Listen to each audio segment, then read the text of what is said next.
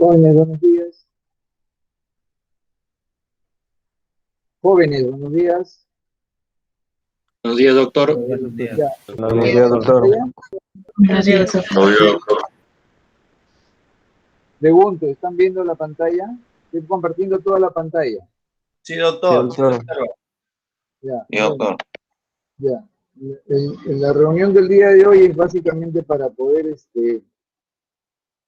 hablar sobre los conceptos de la anestesiología. Ya la historia de la anestesiología ustedes deben haberla revisado un poco en un video de la BBC ahí, hablando obviamente de cómo se fue apareciendo las drogas anestésicas, cómo se fue haciendo el control del dolor quirúrgico, cómo eran las cirugías antes de, ¿no? Entonces,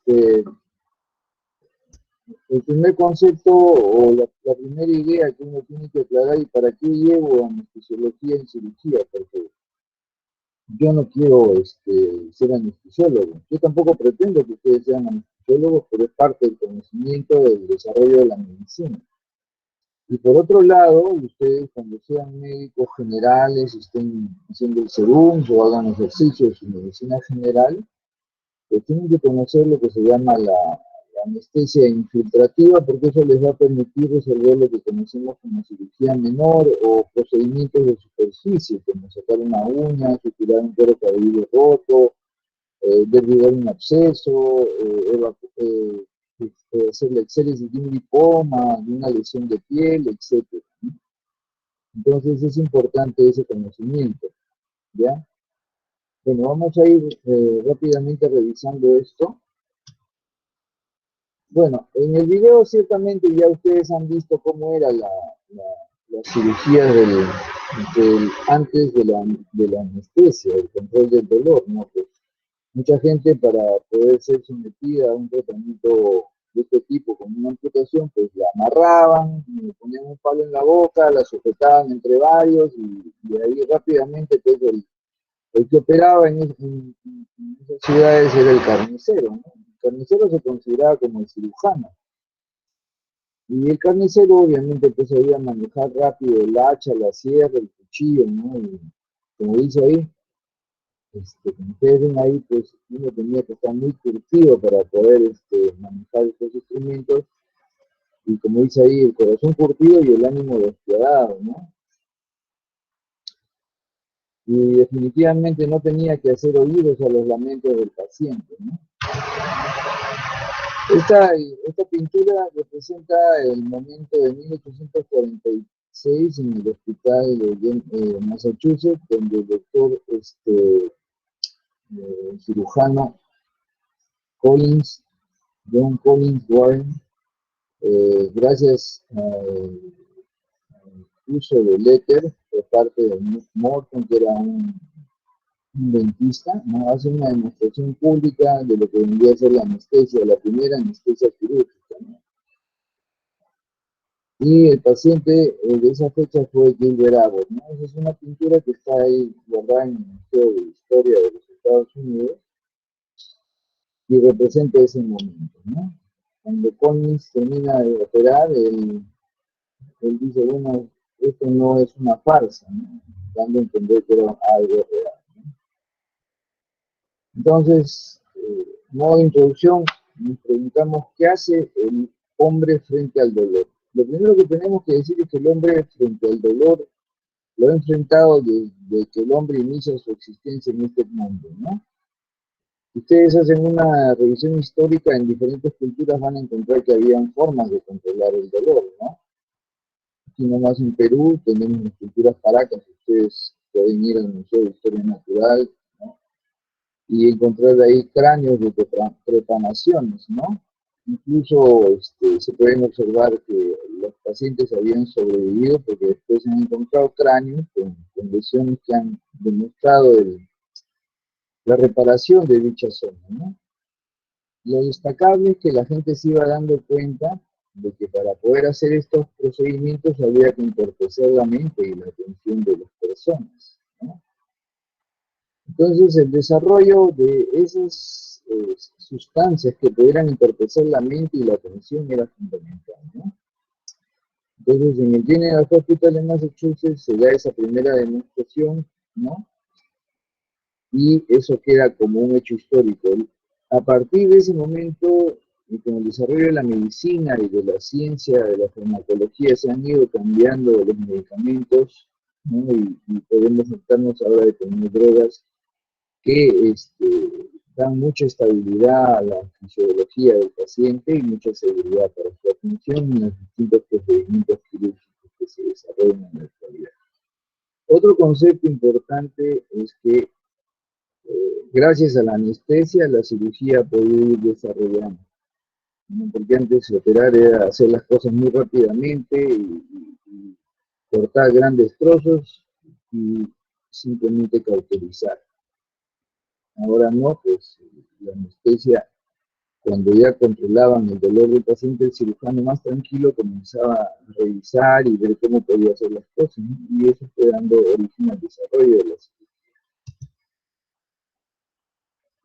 Entonces, en relación al concepto de anestesia, A significa el prefijo a, an, sin, y estesia, sentir, sin sentir sería la expresión, ¿no? Esto básicamente nos describe que la anestesia surge para el control del dolor quirúrgico y se le da esa denominación para expresar la forma en que el paciente no sentía durante el procedimiento quirúrgico. Obviamente era sin dolor, ¿no? El tratamiento quirúrgico, obviamente, cuando se da, es una agresión a la estructura biológica del individuo y eso genera, pues, una respuesta orgánica, ¿no? Que se conoce como dolor. Y toda esta percepción del dolor o esta expresión del dolor se da gracias a que se presenta lo que se conoce como proceso nociceptivo. Gnosis, ¿no? Dañino, septivo, sentido, daño, sentido, ¿no? Y esto se da en un sustrato anatómico y fisiológico que explica la experiencia dolorosa. Este proceso que lo estoy mencionando acá, ustedes lo van a revisar. Toda la fisiopatología de la experiencia del dolor quirúrgico. Cómo se da en la percepción, o todo el proceso de percepción del dolor, ¿no? El sustrato neuroanatómico, cuáles son las fibras sensitivas, ¿no? Que se activan, cómo viajan estas hasta la médula, cómo ingresan y cómo ascienden y cómo activan diferentes estratos del sistema nervioso central del cerebro y cómo es que el individuo se da cuenta. Esto es importante conocerlo porque ustedes cuando reciben, por ejemplo, un paciente toqueado, le hacen una prueba de dolor a fin de identificar cómo están las estructuras del sistema nervioso central, ¿no? Este estímulo doloroso ustedes lo desarrollan cuando quieren valorar la escala de Glasgow, pero ustedes simplemente lo han estado haciendo. Ahora la pregunta es, cuando ustedes le peñizcan la tetilla al paciente, ustedes están desarrollando o activando un proceso nociceptivo, ¿no? Entonces, eso es lo que les pido que revisen. ¿Cuál es la activación nociceptiva cuando se desarrolla la actividad quirúrgica? El dolor, vamos a conocerlo por la temporalidad en que se da, ¿no? Todo dolor que se siente en ese momento, ¿no? Y que es dado por un proceso nociceptivo, o sea, donde el sustrato neuroanatómico se activa, y en ese orden todo se activa, se conoce como dolor agudo, ¿no? Entonces, en la cirugía, todo el dolor que se condiciona por el uso de la actividad del cirujano se conoce como dolor agudo, ¿no? O dolor por agresión quirúrgica, ¿no? Y frente al dolor agudo, el organismo responde, y esa respuesta se conoce como respuesta de estrés, ¿no? Esa respuesta de estrés es importante conocerla, porque de esa manera ustedes van a poder identificar signos de que está presente el dolor. Un signo de la presencia del dolor, alguien puede mencionar un signo de la presencia del dolor agudo, me da su nombre y me dicen un signo. Alguien que quiera participar, porque ciertamente tengo que evaluar también la participación de ustedes.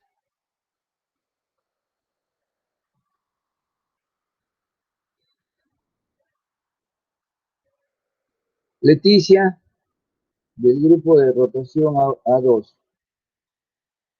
¿Está en el aula? Sí, doctor. Buenos días. Un signo de la presencia de dolor agudo.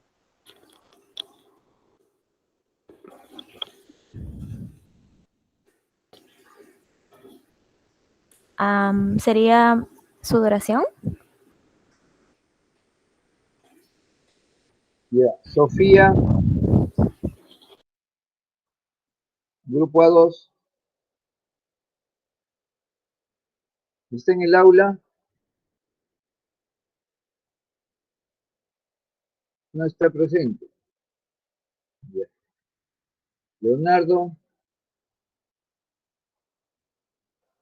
Sí, doctor. ¿está en el aula? Sí, doctor, aquí estoy. Ya, conteste. Síntomas de dolor agudo. Bueno, podría ser taquicardia, aumento de la rigidez, ¿cómo se llama? Abdominal, si es que es en Solo un signo, no, nada más, no, taquicardia. Ya. ok. Gustavo, otro signo de la Aumento la presión presencia de arterial, dolor doctor. agudo. Aumento la presión arterial. Leonardo, dile la pregunta. No, doctor, aumento de la presión arterial. Ya. Ok. Bueno, le dicen a Sofía que la estoy considerando ausente, ¿ya? Bueno, entonces, el proceso nociceptivo se da cuando hay dolor agudo. Me hinqué, me corté, me quemé. El proceso nociceptivo es la forma en que el organismo responde frente a ese dolor agudo con la finalidad de tratar de evitarlo, ¿no? Controlarlo o simplemente huir del dolor, ¿no? Entonces, vuelvo a repetir, revisen todo lo que es proceso nociceptivo en el dolor agudo quirúrgico y revisen cuál es la respuesta al estrés. En el momento del estrés, el organismo libera catecolaminas, ¿no? Y esas catecolaminas hacen pues que haya piloerección, que haya sudoración fría, que haya taquicardia, que haya incremento de la presión arterial, todo por una mayor actividad del sistema nervioso autonómico simpático, ¿no? Pero no es solo esa respuesta la que se presentan otras más. Entonces es probable que en el examen se le diga cuáles son de estas manifestaciones las que corresponden o no corresponden al sistema nervioso simpático o parasimpático, o cuál es el signo que no corresponde al estrés. Bueno, aquí ustedes están viendo una gráfica que representa esquemáticamente el proceso nociceptivo. Ustedes a la derecha abajo observan un estímulo nocivo, como puede ser la llama de un fósforo que te quema la mano, ¿no? Entonces, esa mano quemada activa una vía aferente, ¿no?, de la nocicepción, y esa vía aferente va a ingresar por el asta posterior. Esa célula que está participando como primera neurona de la vía del dolor tiene su núcleo en el ganglio de la raíz dorsal. ¿Ven esa dilatación? ¿No? Aquí. Esta dilatación es el ganglio de la raíz dorsal. Esta es la raíz dorsal, ¿no? Y aquí está el cuerpo de esa neurona, primera neurona de la vía del dolor. Tiene un brazo hacia la periferia y tiene un brazo que entra en el asta posterior. Esa neurona, por tener el cuerpo de esa manera, como si fuera un hombre con los brazos extendidos lateralmente en 180 grados, ¿no?, se llama neurona en T. Repito, T de taza, ¿ya? Neurona en T. La neurona en T está aquí. Esta es la neurona en T, ¿ya?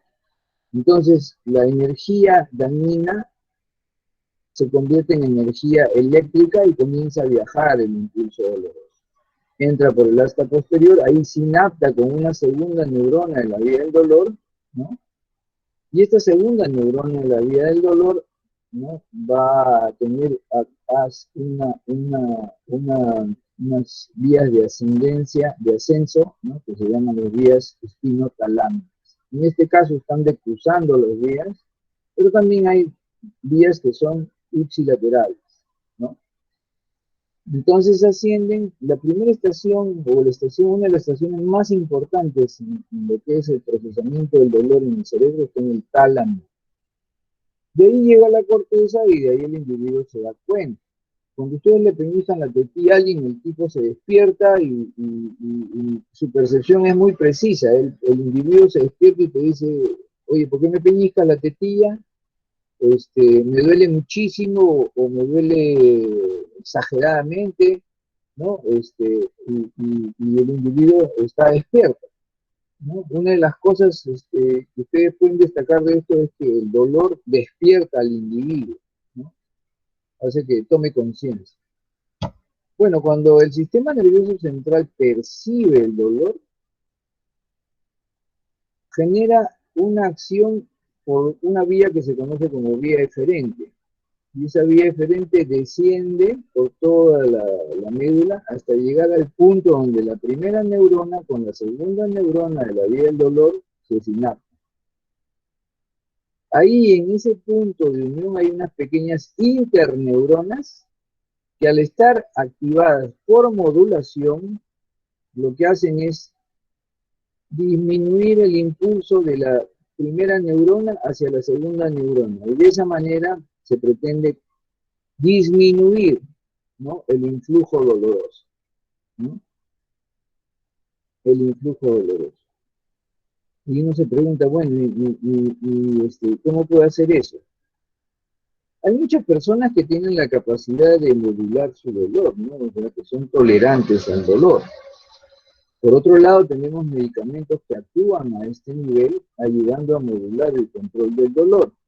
En la zona de la interneurona tenemos, por ejemplo, el tramadol, la morfina, la codeína, que son medicamentos que ayudan a modular el dolor, ¿no? ¿Ya? Ahora, una vez que yo retiro el fósforo, tenemos un tejido dañado, y ese tejido dañado, ¿no?, quemado, sigue permitiendo el ascenso, ¿no?, de impulsos dolorosos, porque los nociceptores aquí están dañados, y por otro lado el tejido dañado crea condiciones para que se siga activando el nociceptor, ¿no?, como es lo que se conoce como caldo inflamatorio, ¿no? Hay un incremento de cationes, ¿no?, como el ion hidrógeno, ¿no? Y hay una serie de mediadores, prostaglandinas en todas estas zonas que han sido liberadas por el tejido dañado y que estimulan al nociceptor. La anestesia, por ejemplo, la que ustedes van a utilizar cuando quieran sacar un lipoma, es una anestesia que se conoce con el nombre de infiltrativa. Cuando ustedes aplican el anestésico local, van a impedir que se active la vía aferente. ¿Por qué? Porque ya no va a haber conducción nerviosa. La llamada anestesia general lo que busca es bloquear al sistema nervioso central, bloquear la percepción del individuo, que quede inconsciente, y estando inconsciente, el dolor va a llegar, pero el individuo no va a responder. Y al no responder, tampoco se va a activar la modulación, tampoco se va a activar el estrés, ¿no? Entonces, esta lámina, por favor, la revisan, profundizan el tema, ¿bien?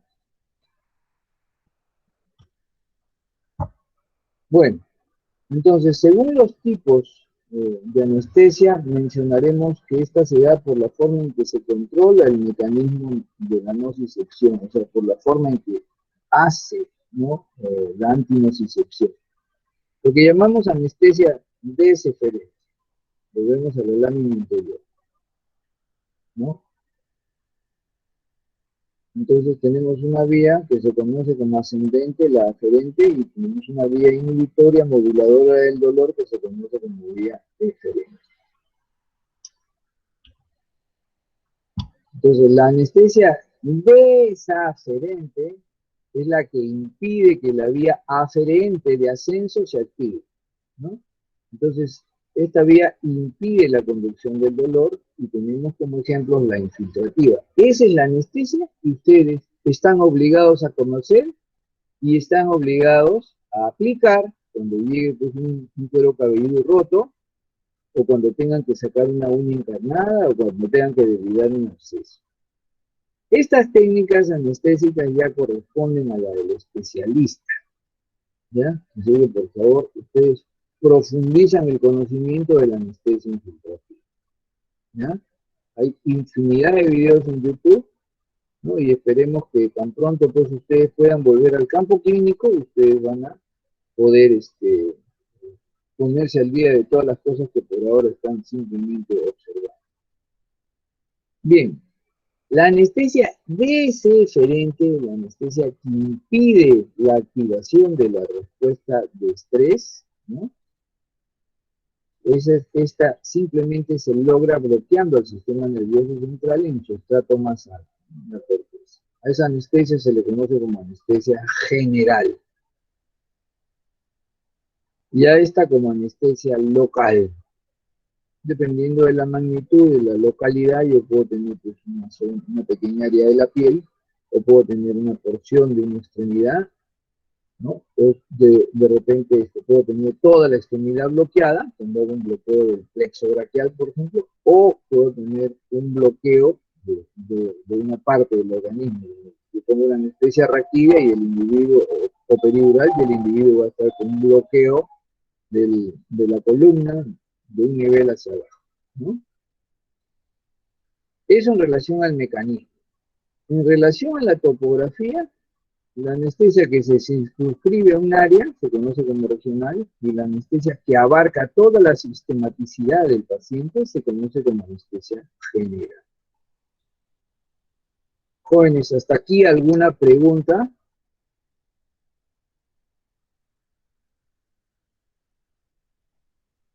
Bien. No, doctor, todo claro. Ahora, la anestesia por ruta de administración, por la forma en que ingresa el medicamento, la vía inhalatoria. A ver, el delegado, ¿está presente? El delegado del aula. Sí, No doctor. lo oigo. Ya, Terrón. ¿Tu apellido es? Perdón, ¿tu apellido es? Terrones Cuba. Ya, Terrones. Cuando Morton administró éter, ¿qué vía estaba usando? Vía oferente. Vía de administración.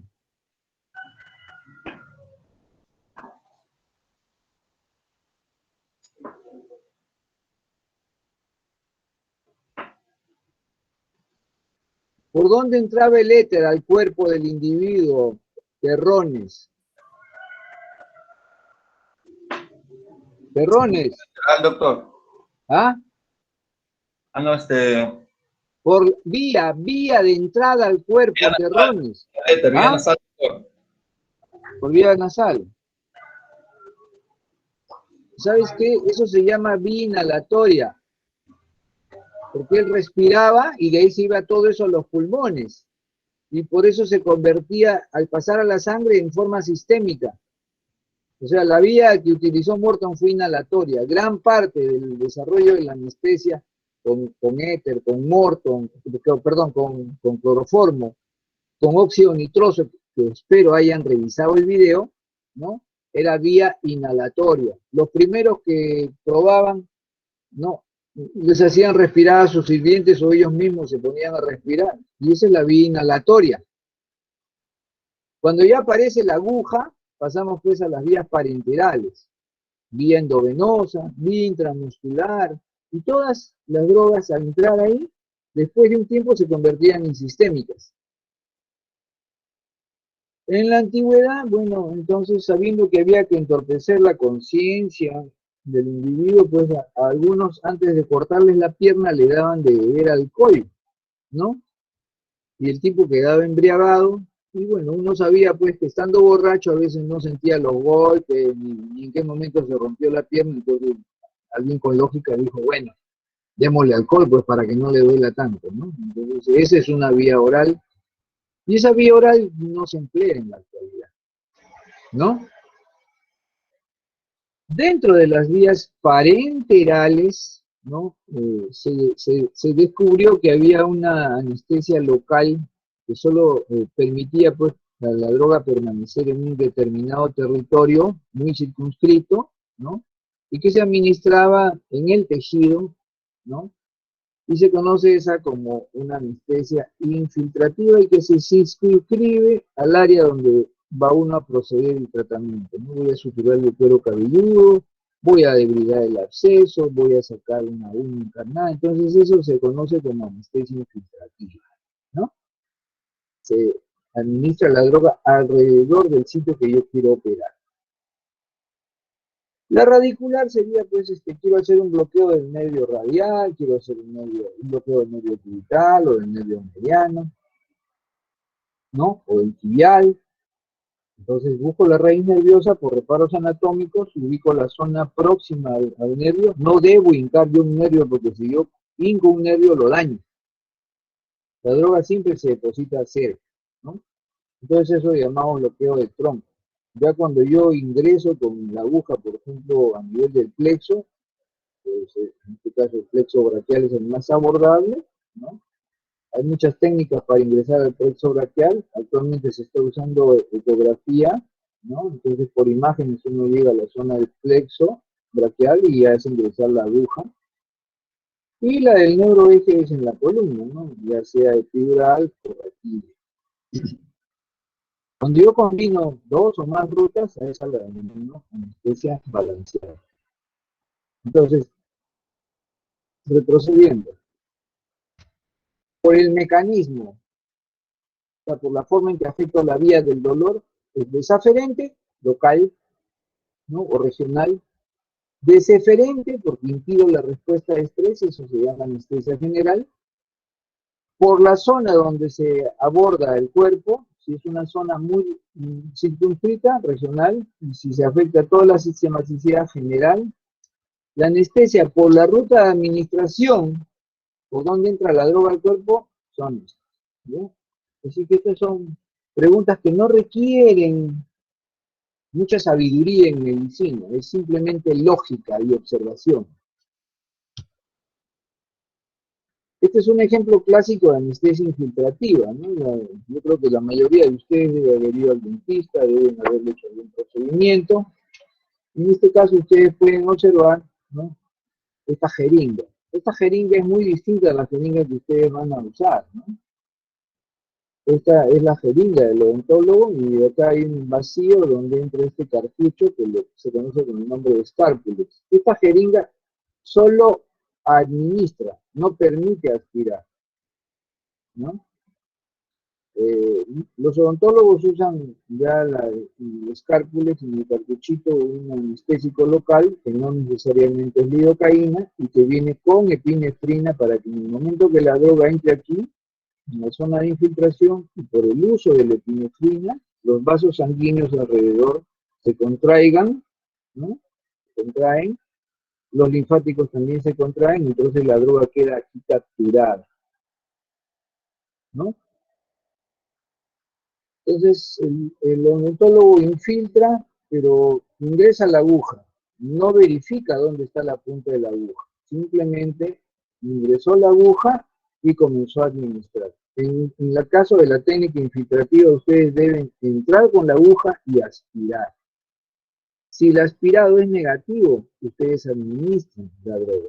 Pero si el aspirado me devuelve sangre, ustedes no deben administrar, porque si están administrando, lo están metiendo en un vaso sanguíneo. El hecho de que me regrese sangre por la aguja quiere decir que la punta de esa aguja está dentro de un vaso sanguíneo, ¿no?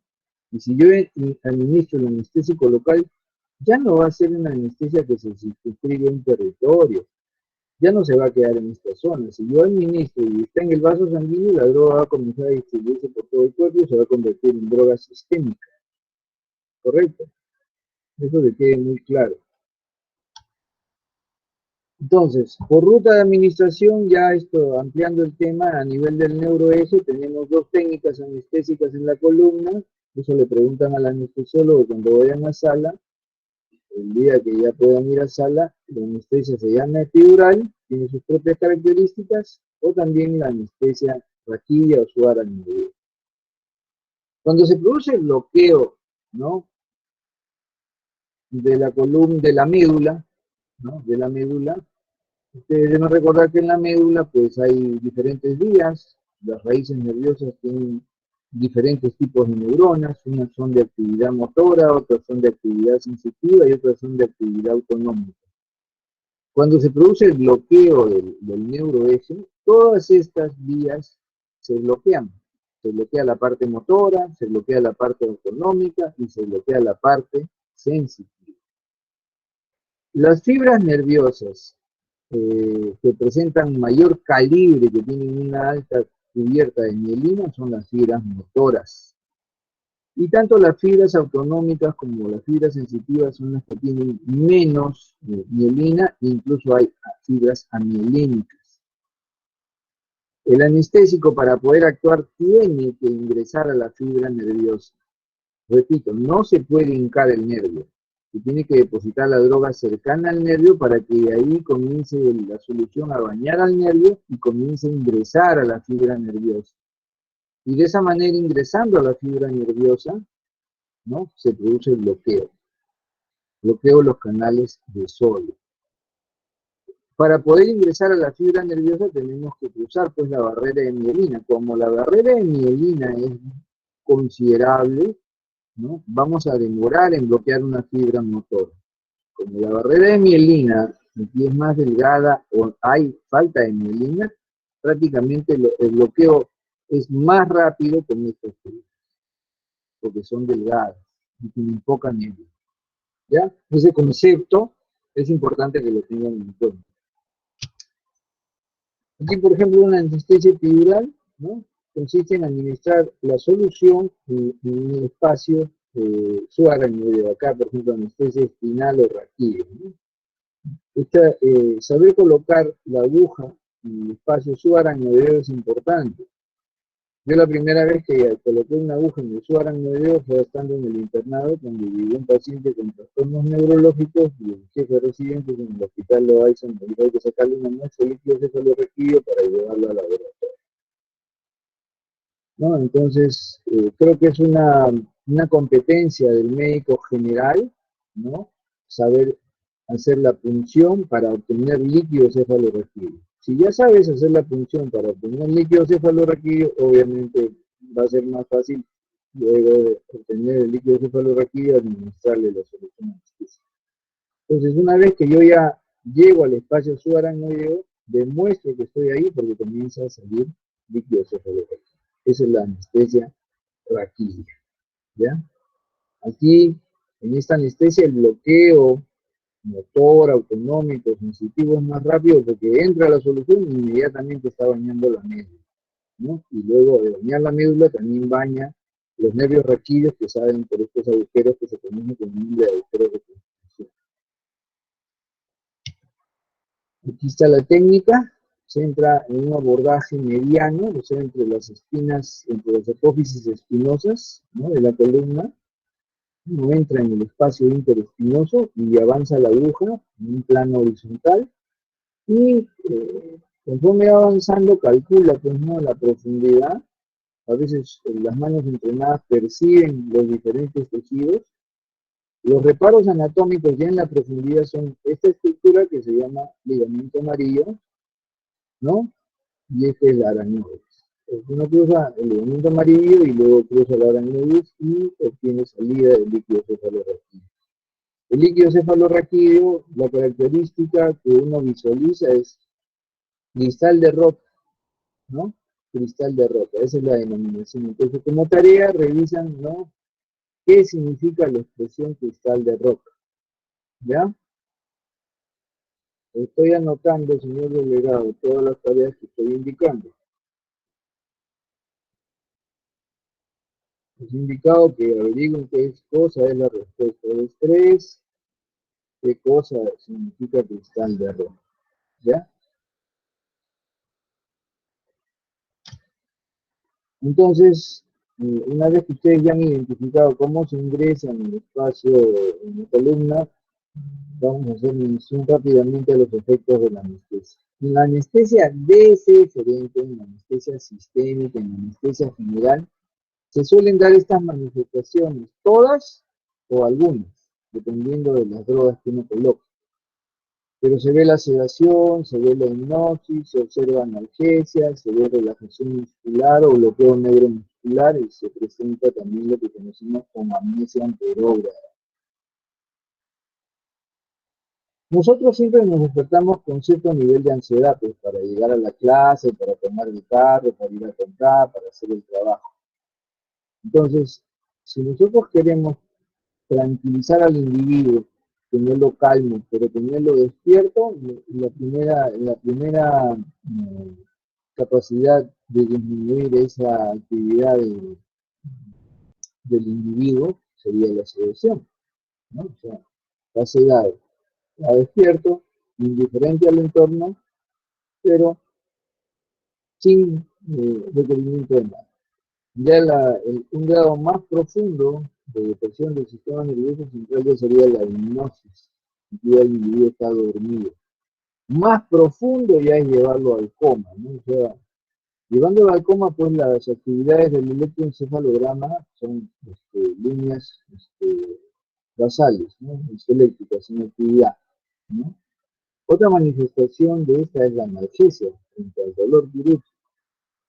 Otra manifestación es el bloqueo neuromuscular, se paraliza toda la musculatura estriada. A eso le conocen como relajación muscular, pero yo preferiría que se digan bloqueo neuromuscular. Y la amnesia anterógrada es lo que suele ocurrir cuando uno se emborracha, ¿no? Cuando uno está bien borracho, no se acuerda de lo que ha dicho, de lo que ha hecho, no se acuerda. Esa es una amnesia anterógrada. Luego de tomar el alcohol, no recuerda nada hacia adelante, ¿no? Siempre digo en clase, ¿no? Sería interesante tener un medicamento de gran venta, que sería uno que produzca amnesia retrógrada, ¿no? Quieres hacer lo que hiciste, olvidarte de lo que hiciste el fin de semana, te tomas la pastillita el domingo temprano y volviste a la santidad. Bueno, la anestesia desaferente, esta es la que se da en neuroeje como ejemplo, ¿no? Uno de los efectos clásicos de la anestesia desaferente, ¿no? En el neuroeje es el bloqueo motor, el bloqueo sensitivo y el bloqueo autonómico. El bloqueo motor lo vamos a ver cuando después de unos minutos le digamos al paciente, doble la rodilla, mueva la pierna y el paciente no la va a poder mover. Esa es manifestación del bloqueo autonómico. Manifestación del bloqueo sensitivo va a ser que el cirujano va a coger su pinza de disección, va a peñiscar la piel que va a operar y el paciente no muestra evidencias de dolor. Y el bloqueo autonómico que se va a suscitar va a generar hipotensión, ¿no? Normalmente un vaso sanguíneo, si ustedes lo ven en un corte transversal, el vaso sanguíneo tiene una luz, tiene unas paredes, y esas paredes responden a la actividad del sistema nervioso autonómico, tanto simpático como parasimpático. El simpático va a constreñir el vaso y el parasimpático va a dilatar. Los vasos sanguíneos están recibiendo acción de esos dos sistemas, ¿no? Entonces, en el momento que se produce el bloqueo autonómico, se bloquean los dos sistemas y el vaso queda sin ningún tipo de percepción, o perdón, de información de los dos sistemas autonómicos, el simpático y el parasimpático, y el vaso sanguíneo se dilata. Entonces, en ese momento que se dilatan todos los vasos sanguíneos del territorio afectado, ¿no? Se presenta lo que se llama aumento de capacitancia, ¿no? Y ese aumento de capacitancia condiciona hipotensión, ¿no?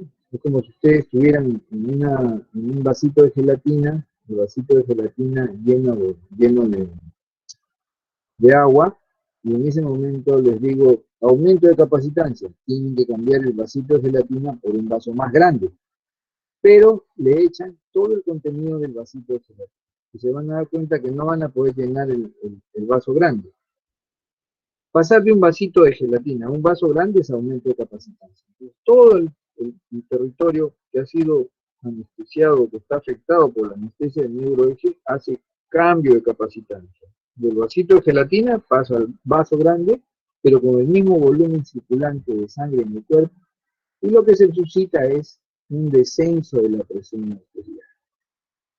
Entonces, esas son las manifestaciones que ustedes van a ver, ¿no? Son objetivas. Ustedes ven el bloqueo motor, ven el bloqueo del dolor, el paciente no responde al tenisco, y ven el aumento de capacitancia manifestado por hipotensión. Entonces, aquí, en la anestesia general, acá está bloqueado por esta imagen, dice, anestesia general es la técnica deseferente. Aquí la droga, no necesariamente está entrando igual que un Morton, como vía inhalatoria. El delegado decía vía nasal, también entra por la boca, ¿no? Pero es vía aérea, esto se conoce como vía aérea superior, y lo de abajo se conoce como vía aérea inferior. Son conceptos de la medicina. Pero miren, tiene un acceso venoso. Hay gran cantidad de drogas en la actualidad que están entrando simplemente por acceso venoso, ¿no? Y también acá, ¿no?, entran otras drogas que también son de vía inhalatoria, como los agentes anestésicos inhalatorios como el Cedoran, el Defloran, el Isofloran, el Cedoran, ¿no? Y por otro lado, por acá también está entrando oxígeno. Este es un sistema de ida y vuelta. Va, regresa. Va, regresa. Esto lo conocemos como circuito anestésico. Pues en este circuito anestésico está entrando el agente anestésico vehiculizado por oxígeno, entra a los pulmones del paciente, el paciente comienza a recibir la droga en el alveolo, del alveolo pasa a la sangre llega a todo el cuerpo, anestesia general. Llega un momento en que se nivela, ¿no?, el contenido de anestésico en sangre con lo del alveolo, y se podría decir que ese es el momento donde hay una nivelación. Cuando el paciente exhala, ¿qué sale? CO2, también sale oxígeno, también sale gas anestésico, ¿no?, también sale vapor de agua. De todas esas cosas que menciono, lo único que no se puede reinhalar es el CO2, ¿no? Porque si uno reinhala el CO2, entra en hipercapnia. Entonces, para evitar la reinhalación del CO2, acá tenemos estas canastillas que se conocen con el nombre de canister, y en su interior hay cal sodada. Entonces, el gas exhalado circula por acá y el CO2 es capturado. El gas libre del CO2, con todos los demás contenidos, vapor de agua, oxígeno expirado, agente anestésico, se mezcla con el nuevo agente anestésico que está siendo vehiculizado y otra vez regresa al cuerpo del paciente.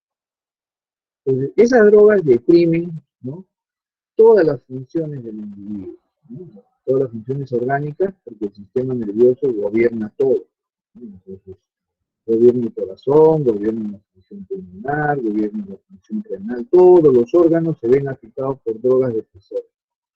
Y nosotros valoramos el funcionamiento de un organismo a través de lo que conocemos como signos vitales. Entonces, esos signos vitales nosotros los vamos registrando con un electrocardiograma, con un oxímetro, con un brazalete de presión arterial, con un termómetro, etcétera, etcétera, etcétera. Y para eso tenemos acá una serie de monitores, ¿no? Acá, hacia este lado, está el coche de drogas anestésicas, en fin.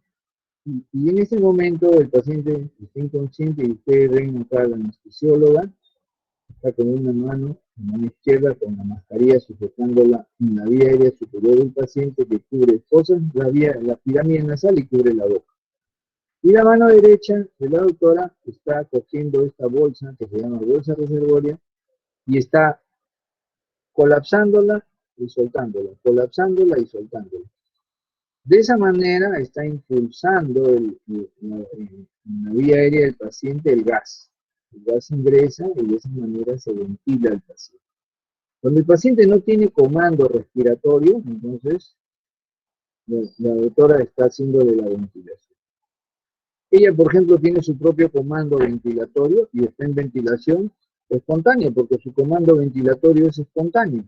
Ella no está pensando, no le está diciendo a sus pulmones, oye, quiero que reciba 700 cc de volumen tidal, ¿no? Y quiero que lo hagas a una frecuencia de 20 por minuto o 15 por minuto, ¿no? Eso no lo hace ella. Está en un comando automático. Y esa ventilación es espontánea porque su comando automático así lo declara. Él no está en ventilación espontánea porque su comando está bloqueado, ¿no? Y aparte tiene bloqueo neuromuscular. Entonces, la doctora es la que lo ventila. Ella decide el volumen, ella decide la frecuencia y a eso se llama ventilación controlada. Controlada. Ustedes deben aprender a hacer ventilación controlada porque no va a ser raro que les llegue a la posta un accidentado que no está respirando y ustedes van a tener que saber usar el AMBU. El AMBU, ¿no? Hay que revisar el tema, ¿ya? Cuando hablen de oxigenoterapia y ventilación, el doctor Zapata creo que es, ya les va a explicar. ¿Hasta aquí alguna pregunta? ¿Hasta aquí alguna pregunta? Si no preguntan, se supone que está todo entendido y que para las preguntas del examen no va a haber ningún problema. Esta es la anestesia infiltrativa. Acá se supone que ha habido una infiltración, ¿no?, en ambos lados del dedo, ¿no? Y luego se ha hecho una ligadura, porque nunca hay que poner epinefrina acá, porque ustedes ponen epinefrina, se necrosa el dedo. Y automáticamente, como este es un flujo de sangre terminal, ¿no?, se necrosa el dedo. Entonces, si yo quiero capturar la solución anestésica acá, le pongo una ligadura alrededor y de esa manera evito que la sangre y la linfa me barra la droga anestésica. Entonces, deben saber ustedes hacer anestesia infiltrativa, por ejemplo, para algún procedimiento en la 1, ¿no? Entonces, en la anestesia rápidamente diremos pues, que provoca depresión del sistema nervioso, de las funciones viscerales. Todos los fármacos en anestesia son potencialmente letales. Si ustedes los usan sin conocimiento debido, pueden matar a una persona. Como anestesiólogo, uno siempre debe estar preparado para dar anestesia y a la vez para poder reanimar todas las funciones viscerales, ¿no?, y el sistema nervioso autónomo. La función de la víscera cardíaca hay que cuidarla, es indispensable, porque si esta fracasa, ya pues la vida es imposible, ¿no? Esto quiero que lo revisen. ¿Quién fue Guedel? Estoy apuntando, señor delegado, las tareas que voy dejando. Guedel, ¿ya? Fue el primero que estudió el grado de depresión y él diseñó una tabla de evaluación del grado de depresión. Entonces él veía pues que había que darse cuenta de cómo estaba la actividad, ¿no? Y por otro lado decía que había que estar vigilantes, ¿no? Entonces ese concepto de vigilar la actividad orgánica y de estar vigilantes es un concepto que hasta la actualidad se mantiene. Y es un concepto que está en la evaluación de todo medio, ¿no? Ustedes están vigilantes de la actividad orgánica a través de signos vitales, a través de ectoscopía, a través de palpación, ¿no?, a través de exploración.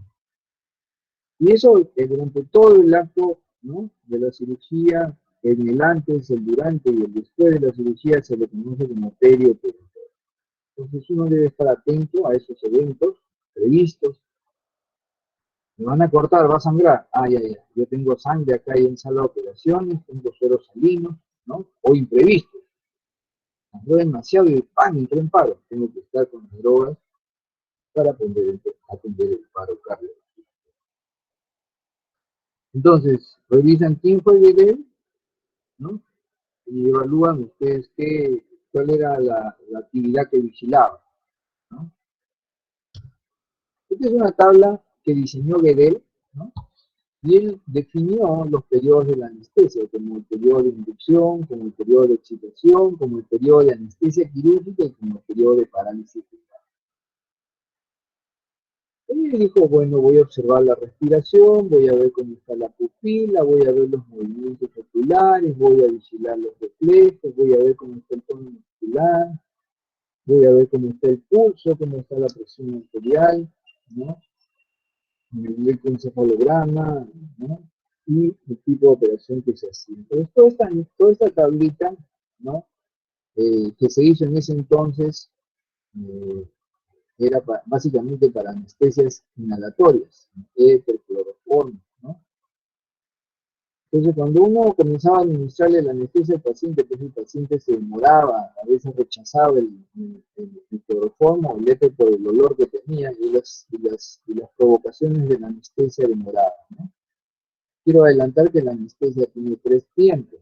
El tiempo de inducción, que es el de provocación de la anestesia, y que termina cuando ya el paciente está anestesiado.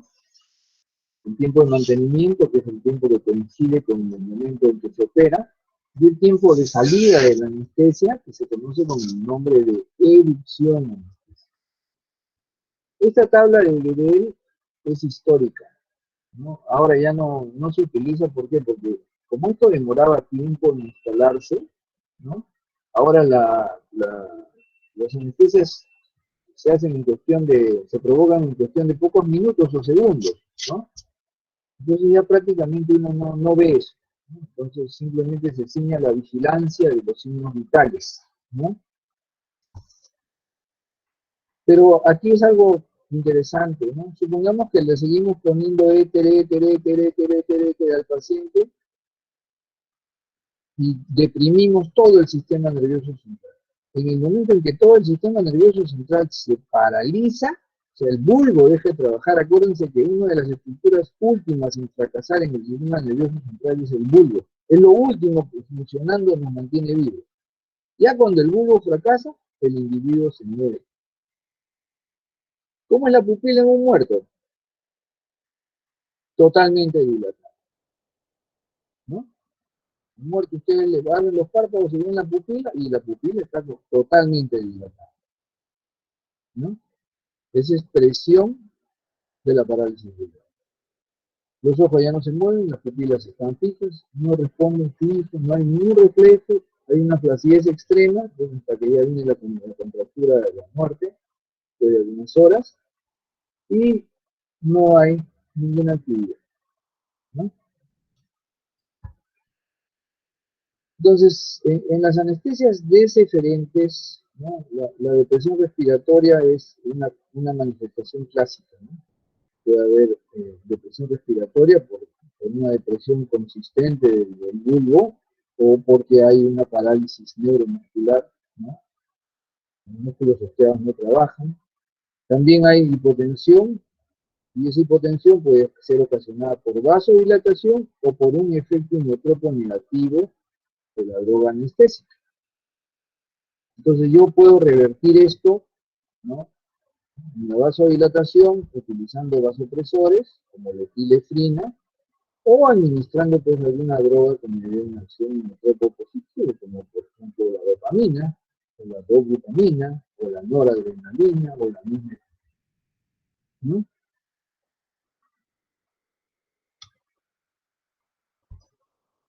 Si yo tengo un paciente que viene con una función renal o función hepática al límite, ¿no?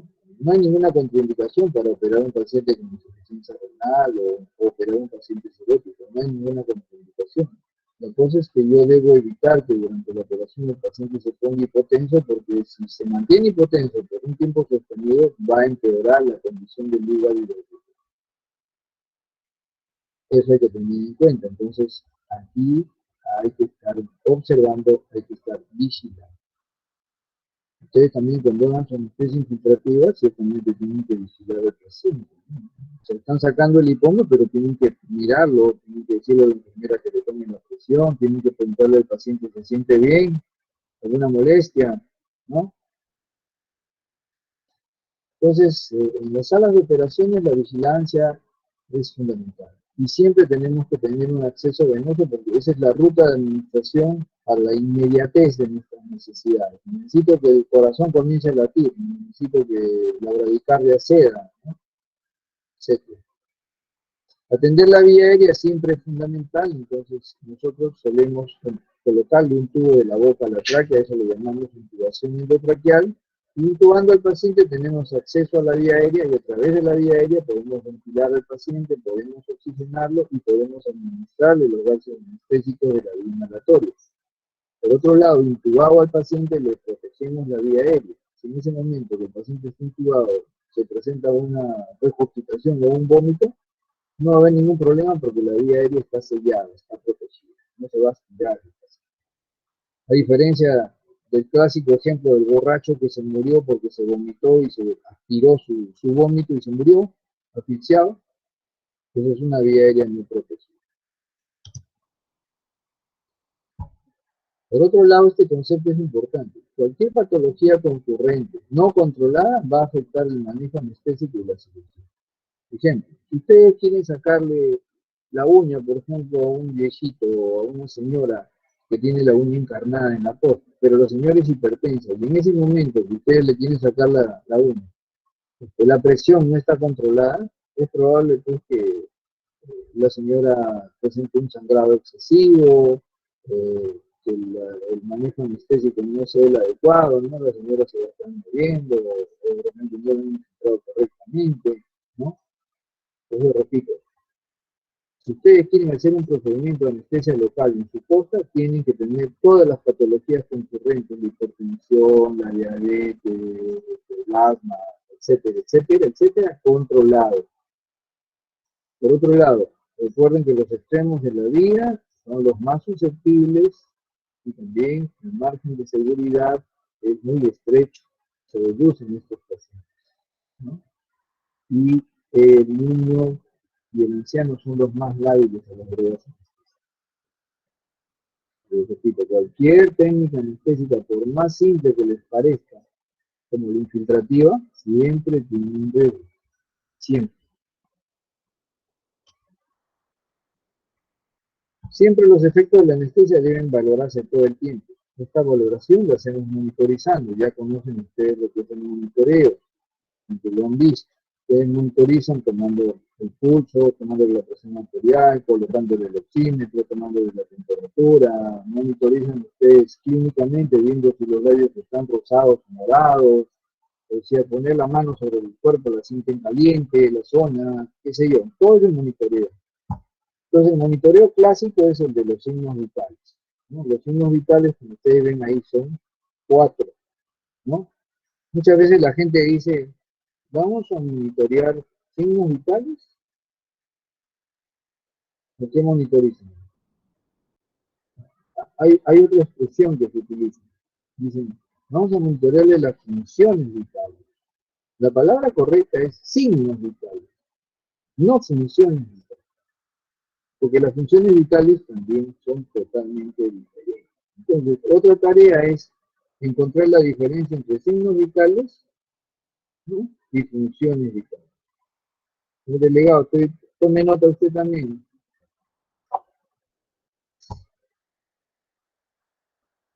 Porque pueden ser preguntas de examen.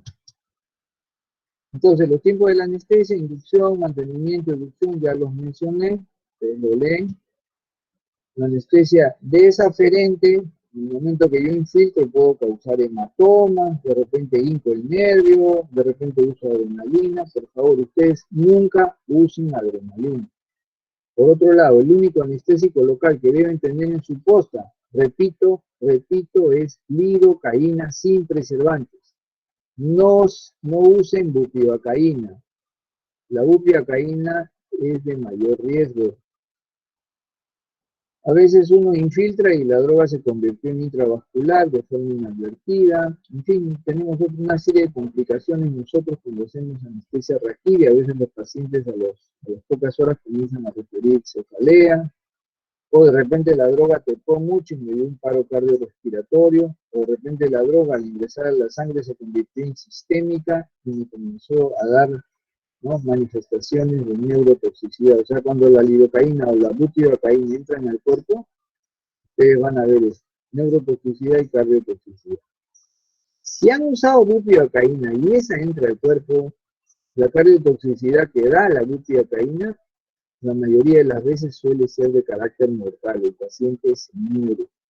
Porque la droga impregna las células del corazón. Recuerden que tenemos células nodales, células de conversión, células de contráctiles, y todas esas fibras se bloquean. No hay actividad del nodo, no hay conducción, ¿no? Ni tampoco hay contracción y el paciente se muere. Las complicaciones que hay en la deferente, bueno, esto corresponde para que sepan. El paro cardiorrespiratorio, en los dos puede haber paro cardiorrespiratorio. ¿Pueden haber reacciones anafilácticas? Sí. ¿Acá también? Sí puede haber, pero son menos. Más es en anestesia deferente. Otra complicación que hace años que no veo es la hipertermia maligna. Se solía presentar mucho cuando se utilizaba lotano, ahora en la actualidad el lotano ya no se usa. Estos son los anestésicos locales, la lidocaína, la bupivacaína, cómo funcionan. Ustedes lo van a ver cuando hablen con el doctor Zapata, creo que es sobre drogas anestésicas. Ya él les va a ampliar el tema. Acá las benzodiazepinas, es importante que conozcan benzodiazepinas, porque una de las drogas que más van a prescribir en la costa va a ser el alprazolam. No se metan a utilizar otras drogas distintas como midazolam o clonazepam. Recuerden ustedes que el uso prolongado de las benzodiazepinas crea dependencia. Crea dependencia. Pero si lo van a usar, que sea por un tiempo muy corto. 3 días, 4 días, por una cosa muy concreta. ¿Ya? De los anestésicos locales, por favor, aprendan bien lo que es la lidocaína. En mi caso. Recuerden ustedes que como prescriptores de la lidocaína, ustedes son responsables del efecto terapéutico, de los efectos secundarios, de los efectos adversos, de los efectos idiosincráticos, de la toxicidad. Y ustedes deben estar en capacidad de resolver eso. O sea, que no les pase lo que le pasó a una doctora en Tumbes que quiso lavar y suturar un corte largo en una pierna y se gastó como 2 frascos y medio de lidocaína, infiltrante. Entonces, cuando ya empezó a lavar y empezó a suturar, el paciente presentó cardiotoxicidad y neurotoxicidad y se le murió en la mesa. Y ella no se dio cuenta, no supo qué hacer. No supo qué hacer cuando tuvo la parada cardíaca, no supo qué hacer, a quién solicitar ayuda, cómo reanimar, cómo ventilarlo, no supo qué hacer. Simplemente la familia, en el momento del juicio, dijo, la doctora se quedó parada. Lo confirmó la enfermera y la tomó. Se quedó pasmada. Entonces ustedes tienen que saber qué hacer. Entonces, benzodiazepinas, por favor, alprazolam, muy de vez en cuando midazolam, cuando hay alguien que esté con insomnio, y repito, por pocos días, 3, 4, no más. Y los barbitúricos, bueno, estos ya prácticamente el uso del tiopental ha desaparecido. Esto es una droga que yo empecé a utilizar en el residentado en el año 88 y utilicé algunos años acá en Lambayeque. Actualmente todo esto ha sido desplazado por el propofol, ¿no? Los barbitúricos, que son varios, una amplia relación de barbitúricos. La ketamina es una droga de uso parenteral, ¿no? Muchas veces lo usan los médicos generales, no les recomiendo el uso porque ya si un médico general se ponga a utilizar ketamina, eso no está dentro de su competencia. Si le pasa algo al paciente con la ketamina, el juez le va a decir, ¿usted ha tenido entrenamiento en una unidad de anestesiología para hacer uso de ketamina? ¿Qué va a decir el médico general?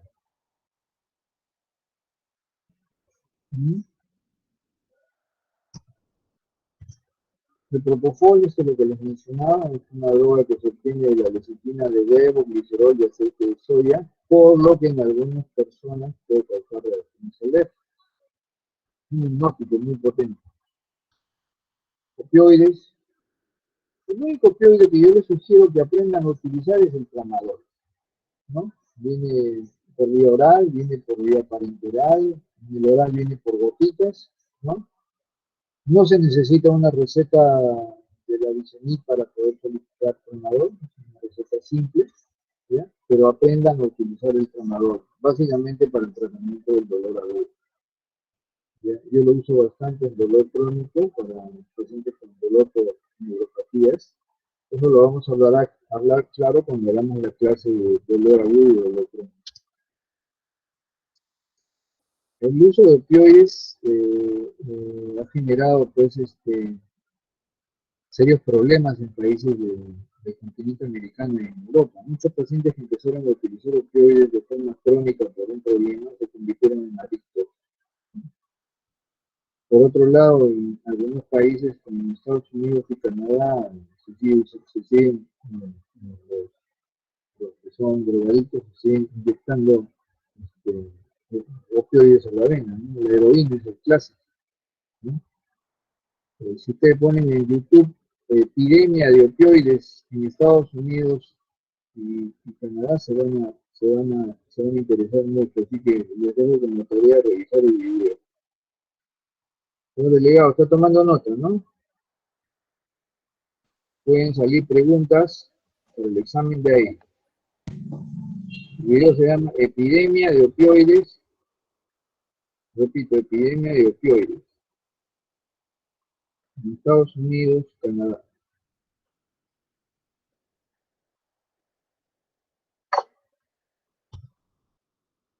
Bueno, los agentes inhalatorios, este es un concepto que lo deben revisar porque vienen en los exámenes de ingreso residentado, porque están obligados a leerlo. Estos son los equipos de anestesia. Este de acá, por ejemplo, es un receptáculo para un agente anestésico, ¿no? Esta es la sala donde trabajan los anestesiólogos, la máquina de anestesia, bombas de infusión, los monitores, ¿ya?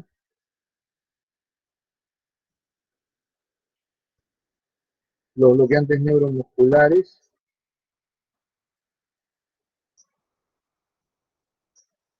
Entonces, como tarea, señor delegado, de paso para que vayan avanzando a la clase del doctor Zapata, revisen origen de los bloqueantes neuromusculares. Señor delegado, está tomando nota. Origen de los bloqueantes neuromusculares.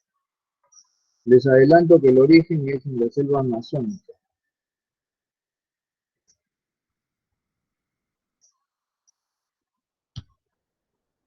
¿Para qué se usan los bloqueantes neuromusculares?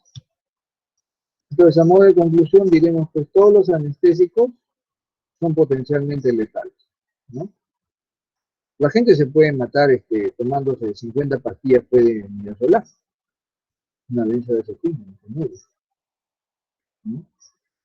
O si te meten a la vena varias ampollas de un bloqueante neuromuscular y te dejan en la pista, te mueres, ¿no? O sea, las famosas drogas, las drogas que se administran en los condenados a muerte en Estados Unidos son drogas anestésicas.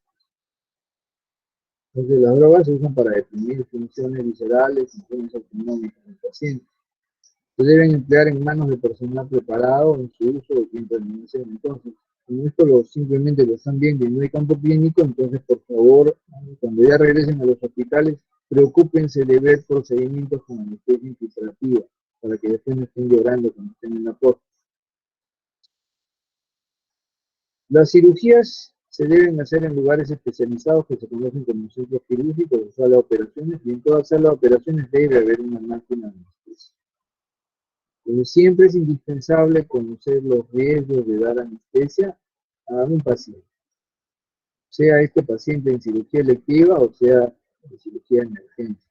Y sobre todo si el paciente está ingresando descompensado, como suelen ser las cirugías de emergencia, ¿no? Entonces después dicen, ¿por qué se murió el paciente? Y el médico dice, no, la anestesia, ¿no? El cirujano lo metió pues sin haber preparado sangre para el procedimiento, ¿no? Sin haber previsto que en el momento que abría, pues iba a salir borbotones de sangre, litros, ¿no? Siempre debe haber un acceso venoso, debe haber un adecuado monitoreo, debe haber buena capacidad para atender la vía aérea. Les repito, ustedes deben saber hacer ventilación controlada con ambú. Esa es otra competencia que lamentablemente por la falta de campo clínico no pueden desarrollar. Con la doctora Pando, todos los grupos hacían en un maniquí ventilación con ambú. Como no pueden ir al hospital, no se puede hacer la circulación. Entonces, siempre que tengan un paciente que se va a operar, sea electivo o sea de emergencia, tienen que estar las patologías concurrentes controladas. En las de emergencia a veces no se pueden controlar porque ya no hay tiempo. Entonces se le advierte al paciente y se le advierte a la familia que en esas condiciones va a ingresar al paciente y que hay un elevado riesgo de mortalidad, ¿no? Si un paciente fallece por la anestesia, básicamente fallece durante la inducción o durante la educción. En el momento del mantenimiento, muchas veces los pacientes mueren por cuestiones quirúrgicas. Nunca habrá anestesia menor, así se denomina el procedimiento de ustedes de cirugía menor, y les parezca que la anestesia es menor, no hay anestesia menor. La anestesia más simple puede terminar con la muerte del paciente. Siempre el uso de anestésicos implica reanimar al paciente en cualquier momento. Ojo, esto puede pasar en la posta. Cuando ustedes lleguen a la posta, por favor chequen tener siempre su amboa a la mano, que esté siempre limpio, que esté siempre listo, que tengan su tanque de oxígeno, ¿no? Que sepan pues, atender la vía aérea. Tareas, estas son tareas que se agregan, señor delegado. Revisen ustedes bien la farmacología de lo que... Aquí me faltaría agregar alprazolam. Agreguen alprazolam acá. Revisen la farmacología de los bloqueantes neuromusculares, ¿no? Aquí les voy a adelantar el dato. A la hora que revisen en selva amazónica pongan curare. Curare. Tienen que revisar esto porque esto les van a preguntar en el examen de admisión. Revisen bien la farmacología de estos medicamentos. Revisen también interacciones medicamentosas. Acuérdense que aquí en las salas de operaciones no es que yo le ponga una sola inyección. No, yo coloco varias, porque uso varias drogas. Entonces, en cuestión de pocos minutos, pues el paciente recibe varias drogas. Y si el paciente nunca se ha enfrentado a esas drogas, tiene todo el derecho a tener reacciones alérgicas o reacciones idiosincráticas, ¿no? Aquí hay mucha farmacología. Bueno, entonces ustedes como médicos generales deben conocer aspectos fundamentales de la anestesiología. Ya les he declarado en todo momento, durante toda la presentación, qué es lo que considero que debe ser más contributorio para ustedes como futuros médicos, ¿no? Entonces, ustedes deben rescatar, ¿no? Siempre del campo clínico, que ahora no lo tenemos, todo aquello que constituya forma de hacerlos crecer para el perfil de médico general que les corresponde, ¿no? Eso es lo más importante y destacado. Esta es la bibliografía, la pueden revisar, ¿ya? Obviamente este es un texto pues, de especialidad, pero quería ver la manera de poder acceder a un manual de anestesia analgesia que utilizan los médicos cuando dan exámenes en España, pero no he podido bajarlo. Antes lo tenía, pero lo tenía en un USB que ya no lo encuentro. Hubieran quedado en conseguírmelo. Si ustedes pueden ubicar este libro, que es un manual de anestesia, analgesia y reanimación para dar los exámenes del MIR, repito, para dar los exámenes del MIR, tienen ahí todo muy concreto, muy sucinto y muy bien dirigido. Les sugiero que lo tengan. ¿Ya? Bueno, ¿aquí alguna pregunta?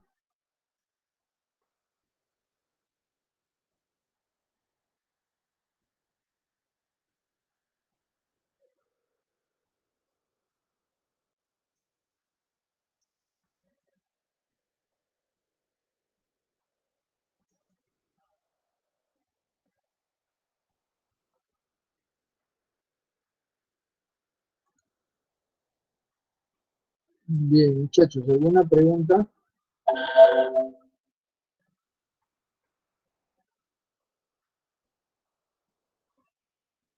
Señor delegado, ¿alguna pregunta? ¿Hay alguien? ¿Cuántos constituyen ustedes del aula? 58, doctor. 48, 41 presentes. Doctor, tiene que llamar asistencia e ingresar desde el aula virtual para que quede la Sí. evidencia.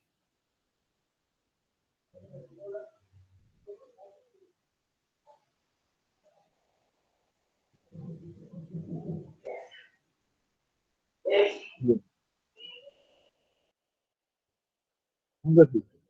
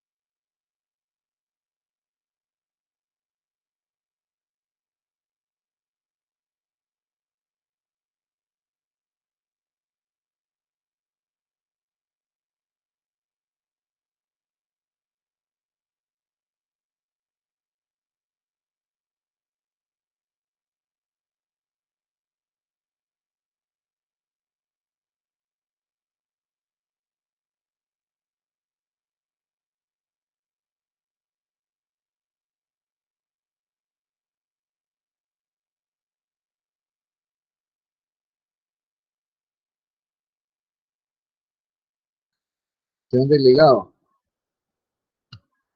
Dígame, doctor. estoy acá con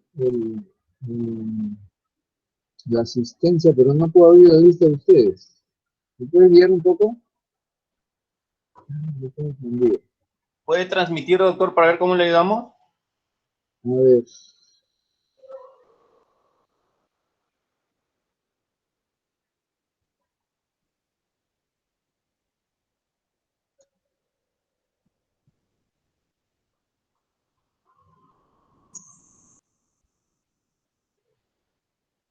¿Lo ves? Sí, doctor. Ya, a ver, dime.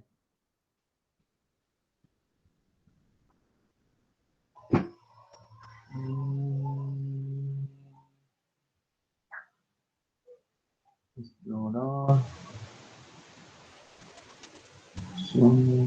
Le está pasando el mismo problema que le pasó al doctor Quiroz, doctor. Tuvo que conversar con el ingeniero Chudán.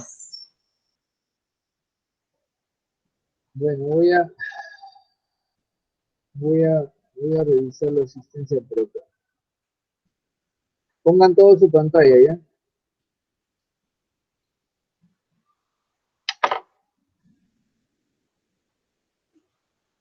A ver, acá tenemos en la relación de personas del WhatsApp. Lo voy a llamar por ahí.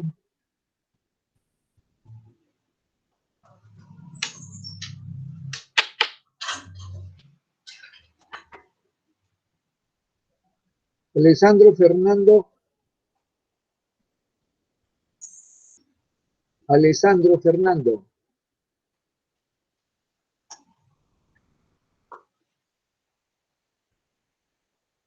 ¿No contesta? Ruiz. ¿Qué apellida? Doctor, está hablando en el chat, presente. Ruiz Gálvez. Ya. ¿Tú eres el primero de la lista? No, doctor, el primera lista es Asensio. Ya, bueno, Alessandro Fernando Ruiz, ¿no? Presente. Sí, doctor. Tengo que llamar del chat, pues. Ah, ya, ok, doctor. Ya.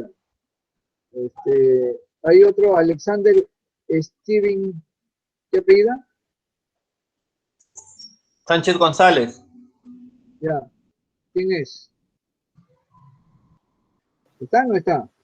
Sí, doctor, ¿sí está? ¿Quién es? Presente, doctor. Ya. ¿Quién no se dice, muchachos? ¿Quién que los llama? ¿Ah? Presente, Ya, doctor. ok.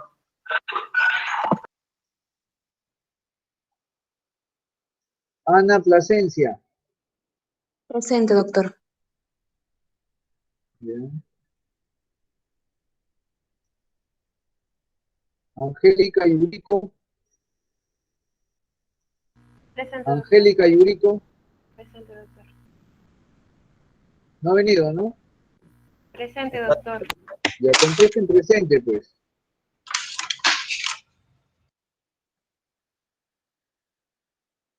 ¿Tu apellido cuál es? Chinchay Angélica. Mendoza. Chinchay ¿Perdón? Mendoza. Chinchay Chinchay. Mendoza. Sí. Ya.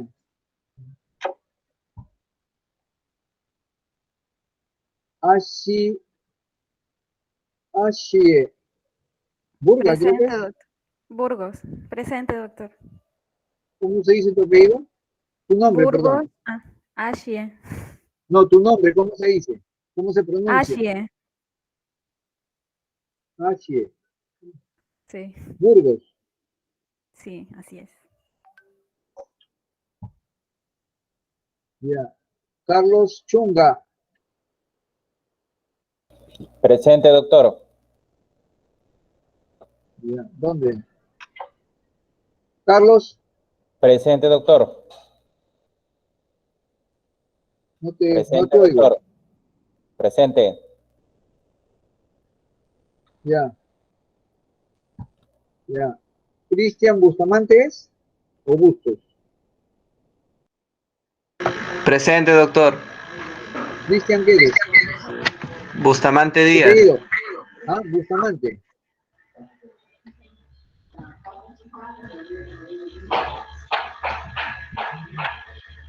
Hay otro Cristian, de nombre Hermógenes, ¿qué apellida? Cornejo, doctor. Cornejo Cristian Nicolás. Cornejo. ¿Ah? Sí, doctor. Cornejo Nicolás.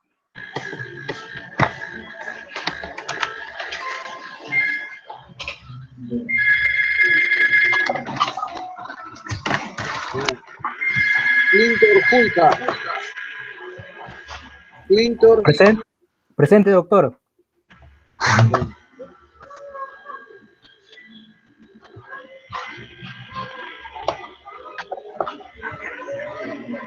Otro Cristian Saavedra. Cristian Saavedra. Presente, No doctor. oigo. No le oigo. Presente, doctor, presente.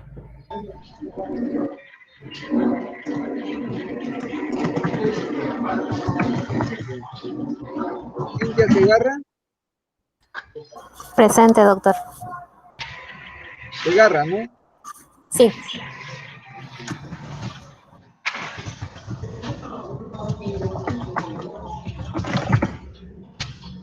Daniel Ramírez. Presente, doctor. ¿Dónde? Daniel Ramírez. Presente, doctor. Bien.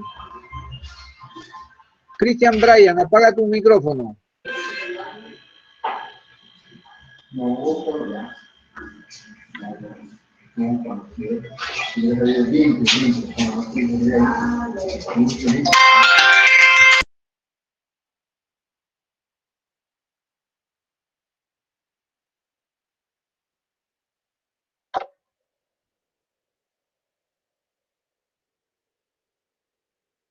Daniel Orlando, ¿qué es?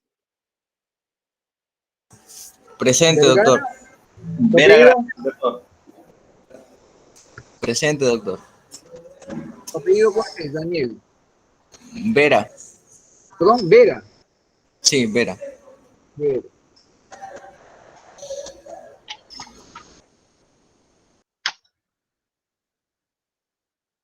Dante Ordemar. Presente, doctor. Ordemar, ¿no? Sí.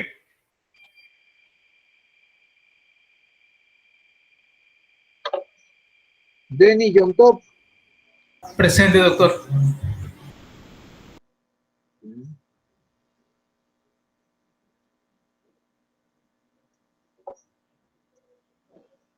Deyanira Rodríguez. Presente, doctor. Rodríguez, ¿no? Sí, doctor Rodríguez Romero.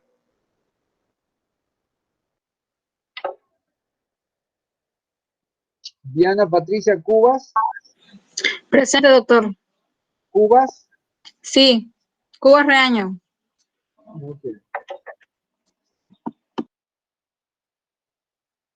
Diana Sofía Carranza. Presente, doctor. Recién llegas, ¿no? No, he tenido problemas con la conexión. Se lo comuniqué al delegado Wessler.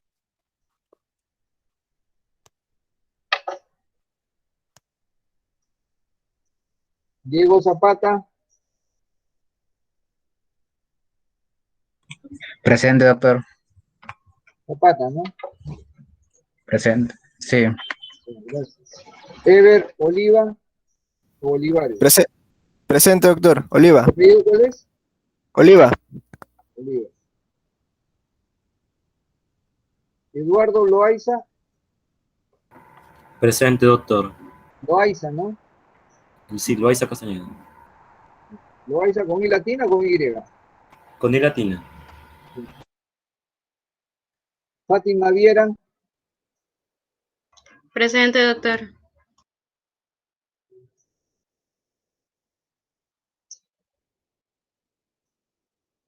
Franz Michel. Presente, doctor. ¿Tu apellido? Asensio Velázquez. Presente. Gracias. Franklin Muñoz. Presente, doctor.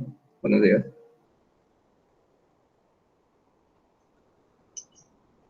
Gracias. Guillermo Chávez. Guillermo Chapoñán. Iván Chávez. Chapoñán. Presente. Chapoñán. Lo que pasa es que en el chat no leo el apellido completo. Guillermo Chapoñán. Ya. Gisela Coveñas. Presente, doctor.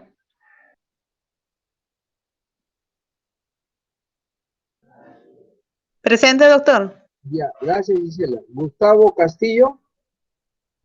Castro, doctor. Presente. Tu apellido repíteme. Castro Cabrera, doctor. Castro.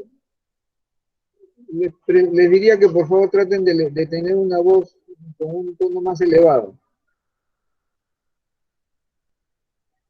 Gustavo Ortiz. Presente, doctor. ¿Me escucha? Sí, muy bien. Gracias. Ok, gracias.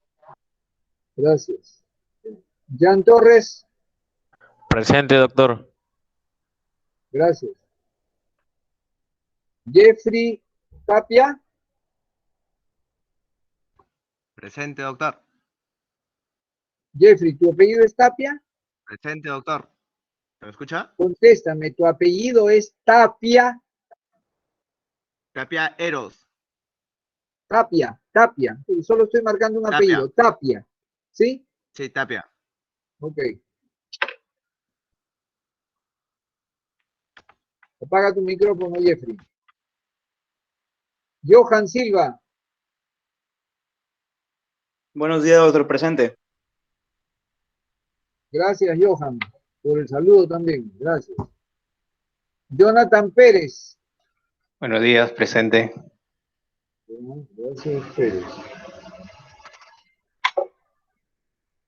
José Santisteban. Presente, doctor. José, apareces en dos. ¿Estás enlazado de dos dispositivos? Sí, doctor. ¿Por qué? Es que uno estoy utilizando en el audio y en el otro no puedo utilizar audio, por eso le estoy hablando. Ok. José Luis Herrera. Buenos días, doctor. Presente. Dime, José Luis, tus nombres son juntos, ¿no? Sí, así es. Bien, gracias. Gracias.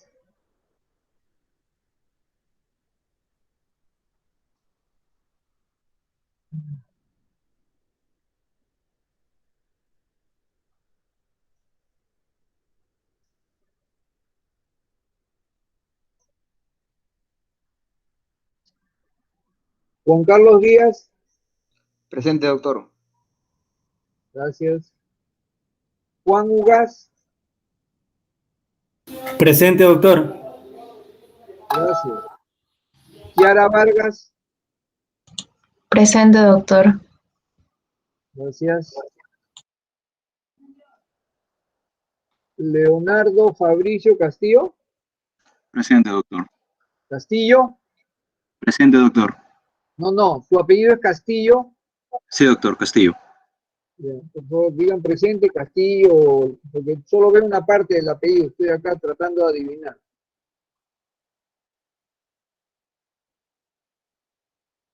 Leticia Calderón. Sí, presente, doctor Calderón. Calderón, ¿no? Sí. Gracias.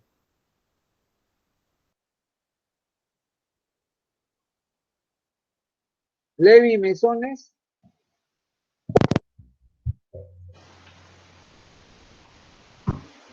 No está Levi, ¿no?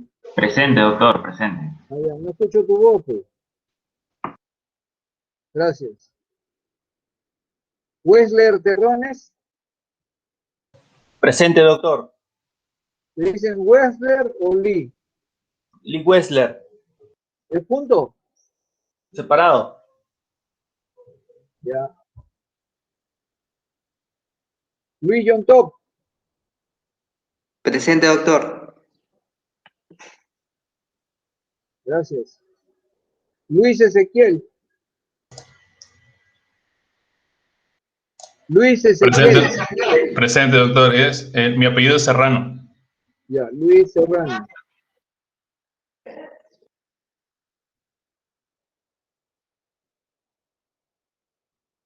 Manuel Huertas.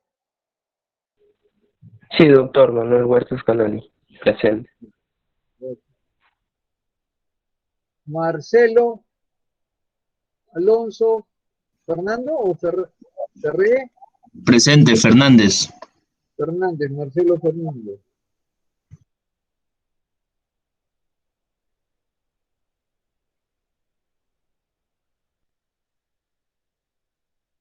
Nahum Plasencia. Buenos días, doctor. Presente. Nahum Sí, doctor. Plasencia. Bien. ¿También estás con 2 dispositivos aún? Aún. Sí, doctor, estoy en mi celular y en la PC. Por el tema de micrófono, solo puedo hablar por el celular. Ya, ok. Gracias. Norma, Doctor presente. Chupillón. ¿tu apellido? Chupillón Torres. Con doble L. Chupi, John. Chupillón. Sí. Doble L. Gracias. Ya. Octavio. Buenos días, doctor, presente. Sí, mi apellido es Temoche. Temoche.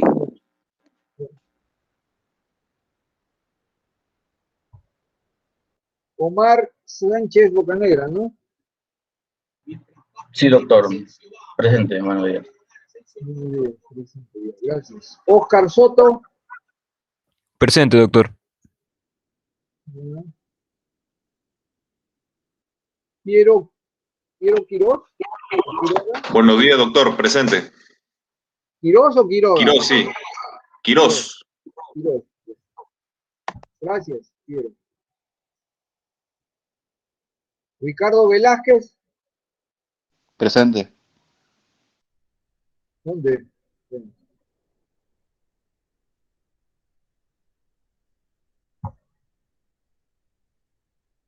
Rocío del Pilar Torres. Buenos días, doctor, presente. Recién te has levantado, te escucho con una voz, pero... Mi voz es ronca, doctor, disculpe. Ay. Bueno, recupérate. Rudy Milagros, ¿es quién? Buenos días, doctor, presente. ¿Tu apellido es Quesquén? Sí, Quesquén. Gracias. Sandra Pinillos. Presente, doctor. Sandra, ¿tu apellido es? Pinillos. Sí. Gracias.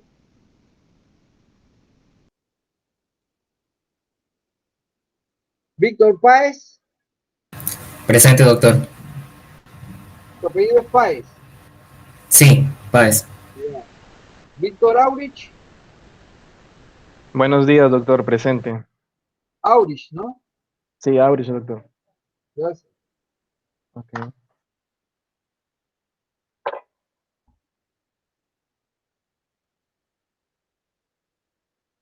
Walter Piscoya. Presente, doctor, buenos días. Buenos días. Walter Piscoya, ¿no? Sí, doctor. A ver, ¿alguien falta?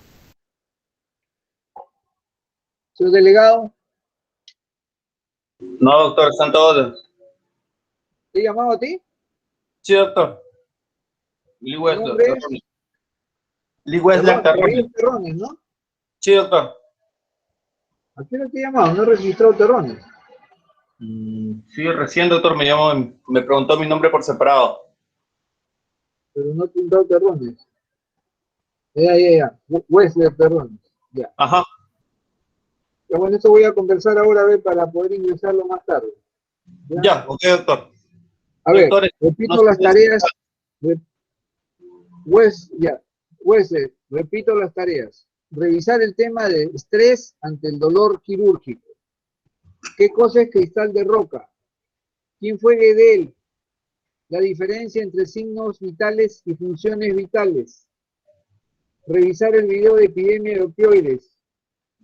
Origen de los bloqueantes neuromusculares y las tareas. Otra de las tareas es tratar de ubicar ese manual del MIR de anestesia, analgesia y reanimación. Yo lo tenía, pero no sé qué, no encuentro mi USB.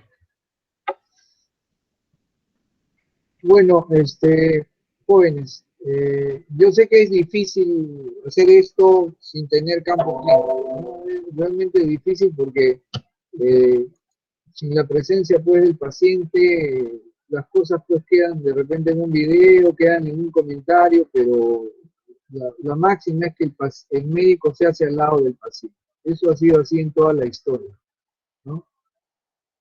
Para que la virtualidad alcance el nivel del campo clínico, pues necesitamos tener pues otros equipos, ¿no? Incluso en Estados Unidos la tecnología pues tiene sus limitaciones, a pesar de que nos llevan a una abismal diferencia. Bueno, de todas maneras, yo sé que ustedes acabando la clase pues dirán, bueno, ¿y esto dónde lo he visto? ¿Lo veré alguna vez? Yo sé que acabando el ciclo ustedes dirán, bueno, está todo en teoría, está todo en video, pero ¿y el campo clínico? Bueno, queremos pues que ustedes puedan volver al campo clínico en su momento, pero tienen que ser conscientes de que tienen deficiencias en este proceso y que tienen que buscar la manera de suplirlas en el lapso del tiempo. Olvídense de vacaciones, olvídense de fiestas y cosas por el estilo. Van a tener que tratar de encontrar formas de asistir a una clínica o un centro asistencial y estar ahí al lado del paciente y tratar de comprobar todas las cosas que hemos estado hablando el día de hoy, ¿ya? Bueno, si no hay preguntas, no se olviden de revisar los temas porque ahí probablemente salgan las preguntas. Doctor, ¿ya? Pero acá, desde que yo enseño, desde el año 96 hasta el día de hoy, ¿de qué color? La pregunta es, ¿de qué color es el caballo blanco de San Martín? Y los alumnos siempre marcan negro. Entonces, guerra avisada no mata gente. Doctor, el link del libro que está pidiendo está en el chat. Perdón, joven. Dime, Terrones. El link del libro que está pidiendo está en el chat para que lo descargue, ya lo encontraron. Ahí, me lo pasas. Ah, en el chat. Sí, ahí está en el chat. Ya. Te agradezco mucho. Ya, pero está para bajarlo, ¿no? Ese es el Miller. No, el otro, el que deben conseguirse, pues el que deben conseguirse es el otro, el del MIR. El del MIR. Busquen el libro de MIR que se utiliza para preparar al postulante en España. Es un pequeño texto de anestesia, analgesia y reanimación. Dan unos enlaces para bajarlo, pero no puedo bajarlo yo. A veces alguno de ustedes con un poco más de experticia en el tema puede bajarlo. ¿Ya? Les pido por favor que vean la manera. Tomaron registro del libro Terrones, ¿no? Del MIR, Manual de Anestesia, Analgesia y Reanimación para el examen del MIR. Ya, doctor. Es un libro bien compacto, bien concreto que les da la pepita, lo necesario, ¿ya? Bueno, entonces yo me despido, les agradezco su participación y quiero desearles pues un feliz día de la amistad, ¿ya? Que, bueno, lo pasen bien en su familia, con su familia, en su hogar. Que Dios los bendiga, buen día. Hasta luego, doctor. Gracias, doctor. Hasta luego. Hasta luego. Gracias, doctor. Dios los bendiga. Hasta luego, doctor. Hasta luego, doctor. Hasta luego, Gracias. doctor. Tiene que dejar de grabar, doctor. Hasta luego. Hasta luego, doctor. Buen día. Hasta luego, doctor. Hasta luego.